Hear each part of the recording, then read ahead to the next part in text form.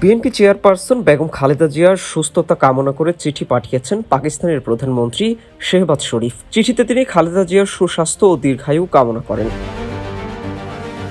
4 ফেব্রুয়ারি রবিবার গণমাধ্যমকে নিশ্চিত করেছেন বিএনপির মিডিয়া সেলের সদস্য শায়রুল কবির খান। তিনি জানান, বিকেলে পাকিস্তান দূতাবাসের মাধ্যমে বিএনপি চেয়ারপারসনের কার্যালয়ে চিঠিটি পৌঁছানো হয়।